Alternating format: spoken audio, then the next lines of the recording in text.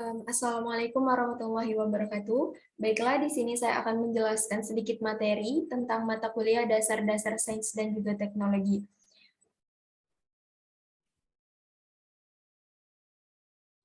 Pertama-tama, perkenalkan nama saya Tia Marcelin dengan NIM F1E1222108 dari ruang 002 dengan dosen pengampu Ibu Dewi Lestari, Eskom MSI. Di sini saya akan menjelaskan sedikit rangkuman materi tentang mata kuliah dasar-dasar sains dan teknologi. Yang pertama ada pertemuan kelima dengan judul materi pengetahuan dan kesadaran. Selanjutnya ada pertemuan keenam dengan judul materi sifat kebenaran ilmiah dan presisi. Dan ada pertemuan ketujuh dengan judul materi hukum dan teori ilmiah. Yang pertama, pertemuan keenam dengan judul materi pengetahuan dan kesadaran. Nah, di sini ada 4 macam pengetahuan. Yang pertama, pengetahuan biasa. Nah, pengetahuan biasa ini diperoleh dari pengalaman kita sehari-hari. Selanjutnya, yang kedua ada pengetahuan ilmiah. Nah, pengetahuan ilmiah ini diperoleh dari hasil observasi, eksperimen, dan juga klasifikasi. Selanjutnya, yang ketiga ada pengetahuan filsafat. Nah, pengetahuan filsafat ini membahas tentang hal-hal yang lebih luas dan juga mendalam. Yang keempat, selanjutnya ada pengetahuan agama. Nah, pengetahuan ini berisi tentang ajaran agama, tentang cara berhubungan dengan Tuhan dan juga dengan sesama manusia, serta informasi mengenai hari-hari akhir. Selanjutnya ada pengetahuan dan kesadaran. Nah, pengetahuan di sini berarti informasi yang didapatkan untuk memperoleh pemahaman, pembelajaran, dan juga pengalaman. Pengetahuan bisa berasal dari pengetahuan ilmiah dan juga pengetahuan karena pengalaman. Pengetahuan adalah hasil dari tahu melalui panca indera manusia, misalnya indera penglihatan, pendengaran, penciuman, rasa, dan juga indera peraba. Nah, pada dasarnya pengetahuan itu dibagi menjadi beberapa jenis. Yang pertama, ada pengetahuan langsung. Pengetahuan langsung atau pengetahuan immediate, yaitu pengetahuan yang lahir dalam jiwa tanpa melalui proses penafsiran dan juga pemikiran. Selanjutnya ada pengetahuan tak langsung. Nah, pengetahuan ini juga disebut dengan pengetahuan mediate, yaitu hasil dari pengaruh interpretasi dan proses berpikir tanpa pengalaman yang lalu. Kemudian ada pengetahuan indrawi. Nah, pengetahuan indrawi ini merupakan sesuatu yang dicapai dan diraih melalui indera-indera lahiriah. Lalu ada pengetahuan konseptual. Alam luar dan konsepti saling berpengaruh satu dengan yang lainnya, dan pemisah di antaranya merupakan aktivitas pemikiran manusia. Kemudian ada pengetahuan partikular. Nah, pengetahuan partikular ini berkaitan dengan satu individu, objek-objek tertentu, dan juga realitas-realitas khusus. Kemudian ada pengetahuan universal. Nah, pengetahuan ini meliputi keseluruhan yang ada, seluruh hidup manusia, misalkan agama dan juga filsafat. Kemudian fungsi dari pengetahuan secara umum. Nah, ilmu pengetahuan mempunyai beberapa fungsi. Yang pertama yaitu menjelaskan. Nah, ilmu pengetahuan itu menjelaskan sebuah fenomena atau kejadian yang terjadi, sedang terjadi, ataupun telah akan terjadi. Yang kedua ada meramalkan. Nah, meramalkan di sini ilmu pengetahuan itu meramalkan atau memprediksi kejadian yang akan terjadi berdasarkan dengan ilmu yang telah diketahui sebelumnya. Yang ketiga ada mengendalikan. Nah, mengendalikan di sini mengendalikan keadaan atau peristiwa yang sedang atau akan terjadi. Lalu ada kesadaran. Nah, apakah itu kesadaran? Kesadaran itu merupakan suatu tingkat kesiagaan individu pada saat ini terhadap stimulus internal dan juga eksternal, yaitu terhadap peristiwa-peristiwa lingkungan dan sensasi tubuh, memori, dan juga pikiran.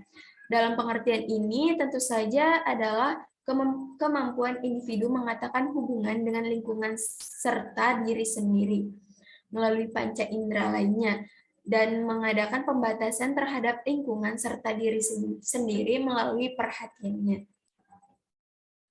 Selanjutnya ada jenis-jenis kesadaran. Yang pertama ada kesadaran pasif. Kesadaran pasif ini bisa diartikan sebagai bentuk kesadaran yang dilakukan makhluk hidup dalam menerima berbagai stimulus internal dan juga eksternal. Selanjutnya ada kesadaran aktif. Kesadaran aktif ialah suatu bentuk kesadaran yang dialami makhluk hidup dalam kehidupannya, yang mana ia selalu mencari, menelaah, dan juga menyeleksi pandangan yang ada dalam hidupnya. Kemudian ada kesadaran, fungsi kesadaran. Nah, yang pertama, fungsi kesadaran itu dapat digunakan dalam membuat keputusan, sehingga seseorang dapat mengambil keputusan pergi ataupun tidak, bekerja ataupun tidak, melanjutkan pendidikan ataupun tidak. Lalu yang kedua, fungsi kesadaran yaitu dapat digunakan dalam mengarahkan atau mengendalikan tindakan merencanakan, memulai dan juga mengarahkan tindakan. Yang ketiga, fungsi kesadaran yaitu dapat memantau perilaku penyesuaian perilaku. Lalu ada skeptif, subjektif, dan juga relatif. Yang pertama, skeptif. Arti skeptif merupakan sikap meragukan kebenaran atau mengangguhkan persetujuan atau penolakan. Nah, sikap skeptif ini berasal dari kata skeptisisme. Istilah ini berasal dari kata Yunani skeptomai, yang secara harfiah berarti saya berpikir dengan seksama atau saya lihat dengan teliti. Itu menurut pendapat Sudarminta 2002. Nah, skeptisisme ini dapat dibedakan menjadi dua. Yang pertama yaitu ada skeptisisme mutlak. Nah, ini merupakan sikap yang secara mutlak mengingkari kemungkinan manusia untuk tahu dan memberi dasar pembenarannya. Lalu yang kedua ada skeptisisme nisbi. Nah, ini merupakan sikap tidak meragukan segalanya secara menyeluruh. Lalu ada relatif. Nah, pengertian relatif di sini adalah sesuatu yang membutuhkan pembanding atau acuan untuk dapat menentukan nilainya.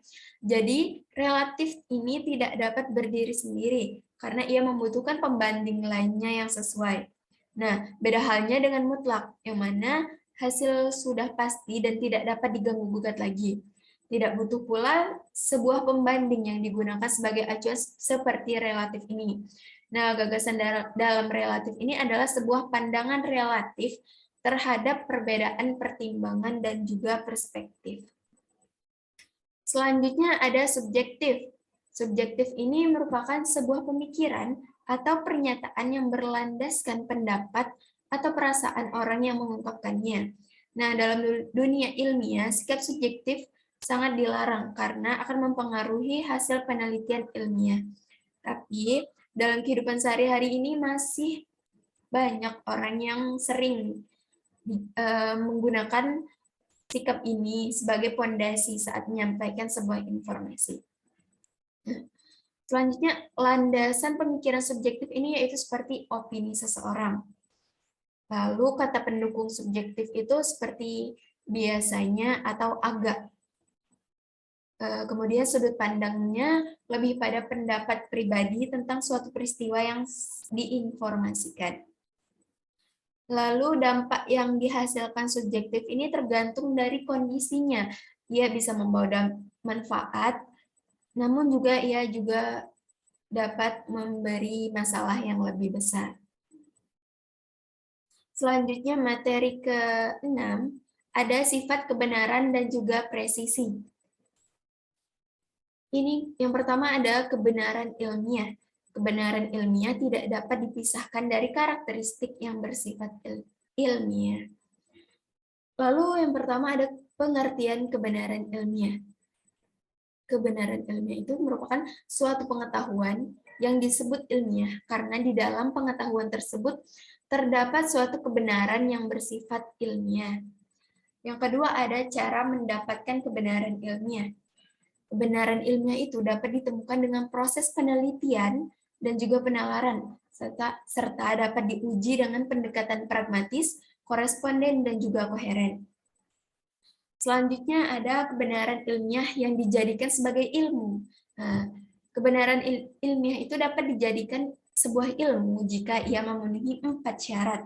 Yang pertama, itu ada objektif, lalu yang kedua metodologis, yang ketiga universal, dan yang keempat ada sistematis.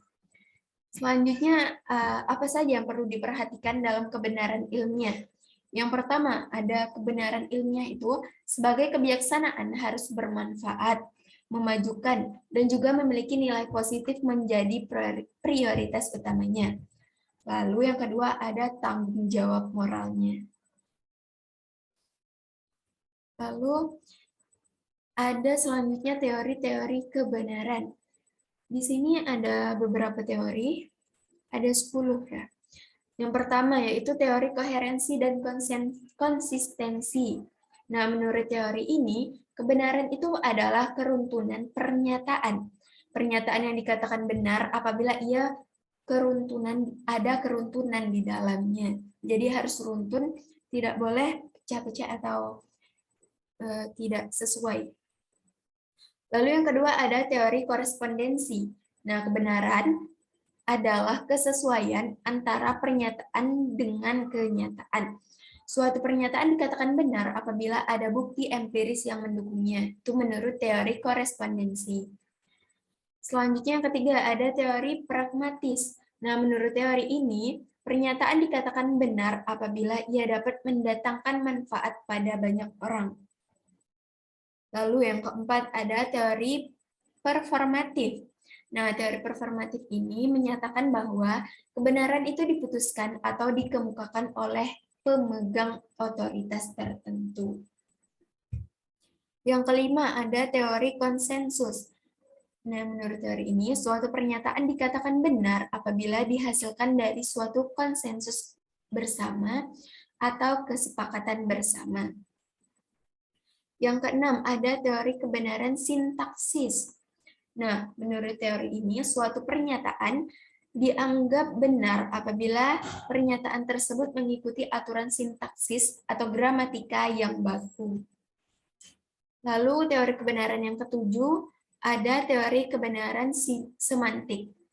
Nah, menurut teori ini, suatu proposisi memiliki nilai benar ditinjau dari segi arti atau maknanya. Maksudnya menunjuk pada referensi atau kenyataan, juga memiliki arti yang bersifat definitif. Yang kesembilan ada teori kebenaran non-deskripsi. Nah, menurut teori ini, suatu statement atau pernyataan itu akan mempunyai nilai benar, ditentukan peran dan fungsi pernyataan itu, atau mempunyai fungsi yang amat praktis dalam kehidupan sehari-harinya. Selanjutnya yang kesembilan ada teori kebenaran logik. Nah, menurut teori ini, problema kebenaran hanya merupakan kekacauan bahasa saja, dan hal ini akibatnya merupakan suatu pemborosan. Yang ke-10 ada agama sebagai teori kebenaran. Nah, agama dengan karakteristiknya sendiri memberikan jawaban atas segala pertanyaan manusia. Dalam teori ini, ia lebih mengedepankan wahyu yang bersumber dari Tuhannya. Lanjut, ada sifat-sifat kebenaran ilmiah. Yang pertama, yaitu struktur kebenaran ilmiah yang rasional. Nah, struktur ini adalah kebenaran ilmiah yang selalu dicapai berdasarkan kesimpulan yang logis dan rasional dari proposisi atau premis-premis tertentu. Selanjutnya yang kedua ada sifat empiris dari kebenaran ilmiah. Nah, bagaimanapun juga kebenaran ilmiah itu perlu diuji dengan kenyataan yang sudah ada. Jadi tidak bisa sembarang mengambil keputusan. Lalu ada sifat pragmatis. Nah, di sini sifat ini dapat menggabungkan kedua sifat kebenaran, yaitu kebenaran harus bersifat fungsional dan juga harus dalam kehidupan yang praktis. Lalu ada presisi. Nah, pengertian presisi di sini menurut KBBI itu memiliki arti ketepatan, ketelitian yang mana sifat kebenaran ilmiah ini harus tepat dan juga teliti dan sebelumnya sudah melakukan pencairan atau penelitian terkait apa yang dicari. Jadi ia sudah melakukan percobaan atau penelitian sebelumnya. Nah, selanjutnya ada pertemuan ke-7 dengan judul materi hukum dan teori ilmiah. Yang pertama, hukum dan teori ilmiah. Ada hukum ilmiah. Nah, hukum ilmiah ini berarti perkembangan lebih lanjut dari hipotesis yang mengungkapkan hubungan sebab akibat antara peristiwa yang satu dengan peristiwa yang lainnya. Selanjutnya teori ilmiah. Teori ilmiah di sini merupakan sebuah kumpulan pernyataan yang saling berhubungan dan didukung dengan baik, menjelaskan berbagai pengamatan dan dapat digunakan untuk membuat prediksi yang dapat diuji lagi. Lalu ada ciri-ciri hukum ilmiah.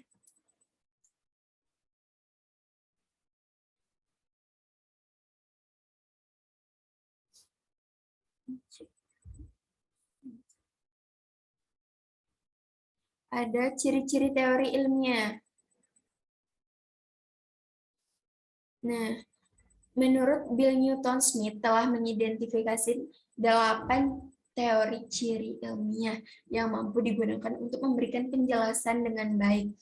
Nah, yang pertama yaitu ada observation nesting. Lalu kedua ada fertility, yang ketiga ada track record, yang keempat ada inter-theory support, lalu ada yang kelima smoothness, yang keenam ada internal consistency, yang ketujuh ada compatibility with will, grounded metaphysical belief, dan yang terakhir ada simplicity.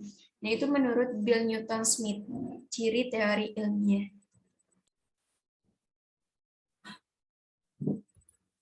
Selanjutnya, terbentuknya hukum ilmiah. Terbentuknya hukum ilmiah. Nah, proses terbentuknya hukum ilmiah yang pertama ada sifat-sifat hukum ilmiah. Sifat hukum ilmiah yang pertama yaitu bersifat netral. Jadi dia itu netral.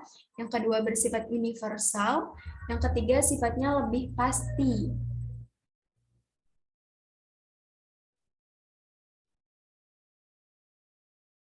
Nah, dilihat melalui garis hipotesis, hukum sains dapat diilhami berdasarkan suatu percobaan ilmiah. Tetapi dalam hal kepastiannya, hukum ini tidak bisa dengan hipotesis. Hipotesis itu merupakan langkah menuju dirumuskannya teori dan hukum. Tahap merumuskan hipotesis juga mengacu pada hukum lain yang sedang berlaku saat ini. Karena tidak ada hukum yang lahir secara tiba-tiba tanpa adanya hukum lain yang mendukungnya. Lanjut. Ada teori dan juga hukum ilmiah.